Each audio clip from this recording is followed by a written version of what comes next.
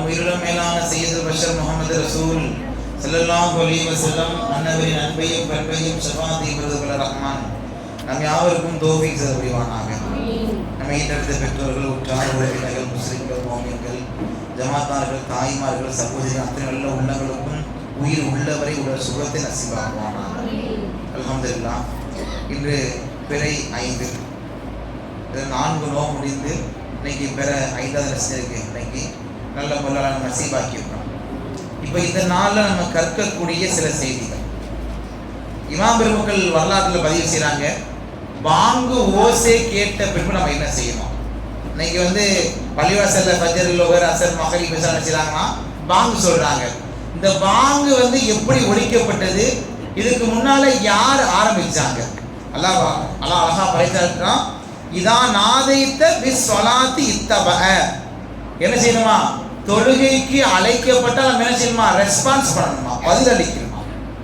அப்போ இந்த ஆரம்ப காலத்தில் மக்காவில் கிட்டத்தட்ட 13 ஆண்டுகள் பாங்கே கிடையாதான்.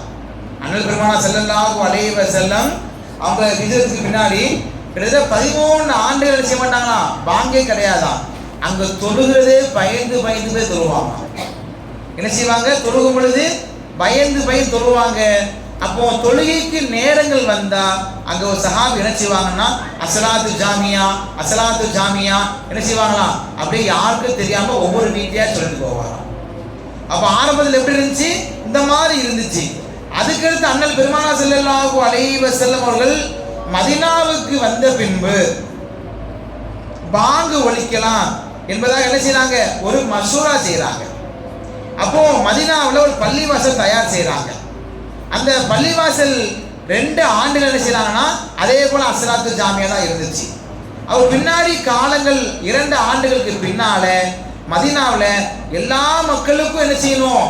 பாங்கு கேட்கணும், எப்படி தொழுகைக்கு அழைப்பு கொடுக்கலாம் என்பதாக என்ன செய்யறாங்க?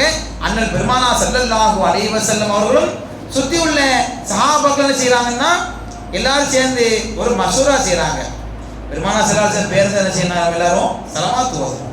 மிகப்பெரிய கஞ்சன் யாருன்னா ஸலவாத் ஓதாதான் மிகப்பெரிய கஞ்சன். எல்லாம் பாதுகாக்கும். பெருமானார் ஸல்லல்லாஹு அலைஹி வஸல்லம் யார் பேர் உச்சரித்து அவருடைய ஸலவாத் ஓதவில்லையோ அவர் மிகப்பெரிய கஞ்சனா. அப்போ மதீனாவில் கிட்டத்தட்ட 2 ஆண்டுகளுக்கு பின்னால் அந்த மஸ்ஜிதில் பாங்கு சவுண்ட் என்ன செய்யணும்? கொடுக்கணும். அது எப்படி செய்யலாம்? தொழுகைக்கு அழைப்பு கொடுக்கலாம்.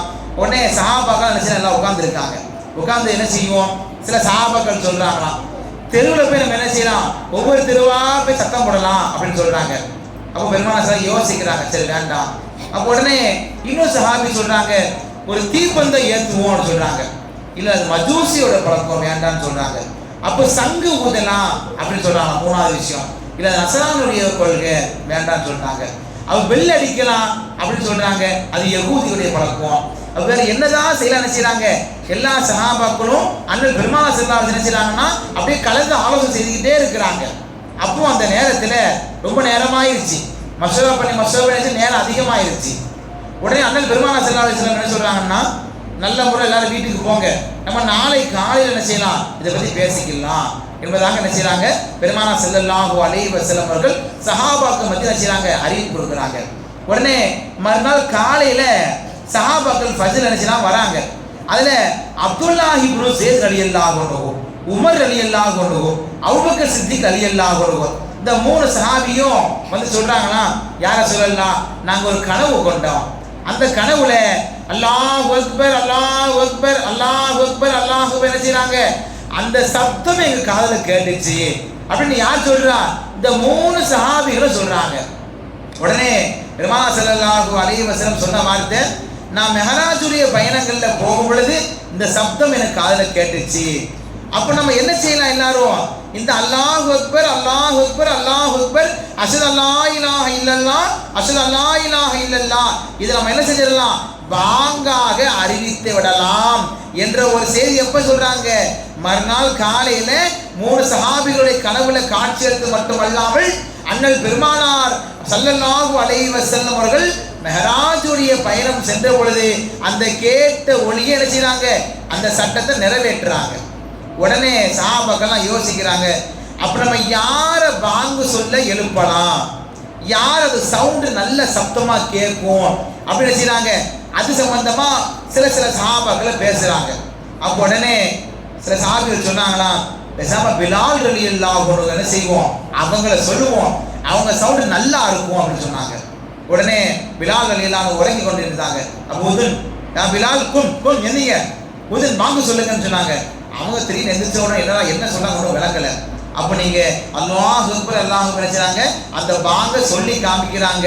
பிலால் ரலியல்லாஹு அன்ஹு மஸ்ஜிதுடைய மேலே நின்று என்ன செய்றாங்க, ஒரு கையை காதுல வச்சுக்கிட்டு சத்தம் போட்டு அல்லாஹ் அக்பர் சொல்றாங்க. எல்லா சஹாபாக்களும் என்ன செய்றாங்கன்னா பள்ளிக்கு வேகமா ஓடி வராங்க. அப்போ அதுல இருந்தா என்ன செஞ்சிருது, பாங்கு ஓசை ஒழிக்கப்பட்டுச்சு. அடுத்து பின்னாடி இமாம்கள் வரலாறுல பதிவு செய்றாங்க. அப்போ மதீனாவில் பிலால் ரலியல்லாஹு அன்ஹு நிற்கிறாங்க. மீதி உள்ள ஊர்ல யாரை போடலாம் அப்படின்னு செய்றாங்க. சஹாபாக்கள் அண்ணல் பெருமானார் ஸல்லல்லாஹு அலைஹி வஸல்லம் என்ன செய்றாங்க, மசூரா செய்றாங்க. அப்போ அந்த நேரங்கள்ல கிட்டத்தட்ட 3 சஹாபியை முடிவு பண்றாங்க. அந்த இப்னு மக்தூம் என்ற ஒரு சஹாபி, அவங்களுக்கு கண்ணு தெரியாது, ஆனா சவுண்ட் நல்லா இருக்கும். உடனே அவங்க ஒரு இடத்துக்கு நியமிக்கிறாங்க.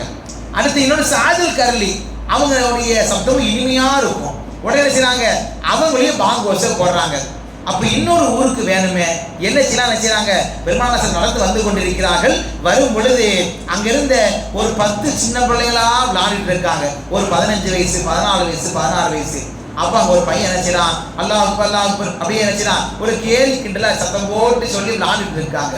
உடனே சலாசம் அழைச்சாங்க, என்ன சத்தம் வருது, என்ன சவுண்டு வருதுன்னு சொல்ல கேட்கறாங்க.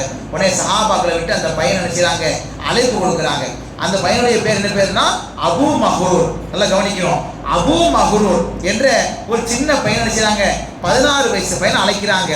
அப்ப உடனே உங்க சவுண்டு நல்லா இருக்கு, நீங்க பேசாம பாங்கு சொல்லுங்களேன் பெருமானார் ஸல்லல்லாஹு சொல்றாங்க.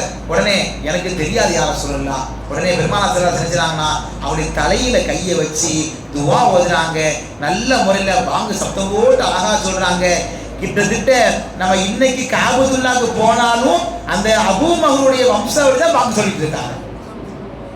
அந்த பெருமானார் ஸல்லல்லாஹு அலைஹி வஸல்லம் தலையில கையை வச்சதுக்காக அவங்க மௌத்தாகும் வரைக்கும் பெருமாளுடைய கை தலையில பட்டதுக்காக நினைச்சா முடியே வெட்டலையா. மாஷா அல்லாஹ், எவ்வளவு பெரிய பாக்கியம் பாருங்க. பெருமானார் கைப்பட்ட அந்த முடி கலைந்து விடுமோ என்பதற்காக என்ன செய்வாங்களாம், கடைசி வரைக்கும் முடி வெட்டாமலே வஃபாத்தானாங்க. இன்னைக்கு இமாம்களுக்கு வரலாற்றை பதிவு செய்யும் பொழுது அந்த கேலி கிண்டலாக விளையாண்டு கொண்டிருந்தோடைய அந்த சிறுவனுடைய அந்த வம்சவழி தான் இன்னைக்கு வரைக்கும் இனி வரக்கூடிய காலங்களும் அவங்க தான் காபத்துல்லாஹ்வுல பாங்கு சொல்லக்குவாங்கன்றதாக அண்ணல் பெருமானார் ஸல்லல்லாஹு அலைஹி வஸல்லம் வசியத் செய்தாங்க. இன்று வரைக்கும் அவருடைய குடும்பத்தார்கள் தான் பாங்கு சொல்றாங்க. மாஷா அல்லாஹ், எவ்வளவு பெரிய பாக்கியம் பார்த்தீங்களா. அப்போ இந்த விஷயங்கள் எல்லாம் நம்ம என்ன செய்யணும், நிறைய தெரிந்த பின்பு பாங்கோசை கேட்டப்போ நம்ம என்ன செய்யணும், முதல் விஷயம் எங்க இருந்தாலும் சரிதான் பாங்குக்கு பதில் உடனே சொல்லி ஆகும். கண்ணியமா நல்லா கவனிக்கணும். நம்ம இதுல இருந்து எடுக்கக்கூடிய படிப்பினைகள் என்னன்னா, எப்ப எல்லாம் காதுல பாங்கு ஒலிக்குதோ அப்ப எல்லாம் செய்யணும், வாயை மூடிடணும், எந்த ஒரு செய்திகளும் பேசக்கூடாது. பாங்கு சொல்லும் போது என்ன செய்யணும், அதற்கு அழகான முறையில் பதில் அளிக்கணும். ஒண்ணு. ரெண்டாவது, பாங்கு சொல்லும் பொழுது யாரெல்லாம் பேசினாங்களோ அவங்க வாயில களிமா வராது, அல்லாஹ் பாதுகாக்கணும்.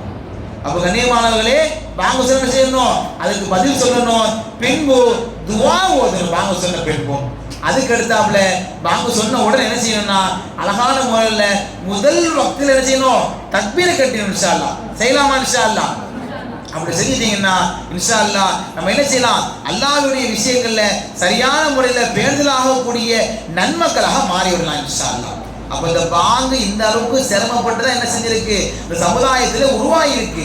அப்படி இன்னைக்கு உலகம் முழுக்க 24 மணி நேரமும் எல்லா நாடுகளும் செய்யப்படுது. இன்னைக்கு பாங்கு ஒழிக்கப்பட்டு கொண்டே இருக்கின்றது. அல்லாஹ் அக்பர், எல்லா பக்கமும் பாங்கு ஒழிக்கப்படுவது மட்டும் அல்லாமல் அண்ணல் பெருமானாருடைய பெயரும் உச்சரிக்கப்படுகின்றது 24 மணி நேரம். எப்ப நிப்பாட்டப்படுது, கியாமத் நாள். இன்னைக்கு எங்க ஏதாவது நாட்டில், இப்போ நம்ம தமிழ்நாட்டில் எங்க இருக்குன்னா, இந்தியாவில் இருக்குன்னா, வேற ஒரு நாட்டில் இன்னொரு டைம், வேற இன்னொரு நாட்டில் இன்னொரு டைம், 2 மணி நேரம் 1 மணி நேரம் டிஃப்ரெண்ட். ஆனா பார்த்தோம்னா உலகம் முழுக்குமே அல்லாஹ்வுடைய பெயர் உச்சரிக்கப்படுகிறது. அதனால நம்ம எல்லாரும் என்ன செய்யணும், அந்த பெயர் உச்சரிக்கும் பொழுது நம்முடைய வாயிலும் உச்சரிக்கப்படும். செய்யலாமா? இன்ஷா அல்லாஹ் அல்லாஹ் எல்லாம் கபூல் செய்வானாக. எதை கேட்டமோ அதன் பிரகாரம் வாழக்கூடிய நன்மக்களாக நம்மையும் சமூகத்தையும் அல்ல ஆக்கியல் புரிவானாக. என் நல்ல துவாவோடும் உங்களுடைய துவாவை ஆதரவித்த வண்ணமாக உங்களுடைய வாழ்க்கை நிறைவுபடுத்துகின்றேன். அஸ்ஸலாமு அலைக்கும் வரஹ்மத்துல்லாஹி வபரகாத்துஹு.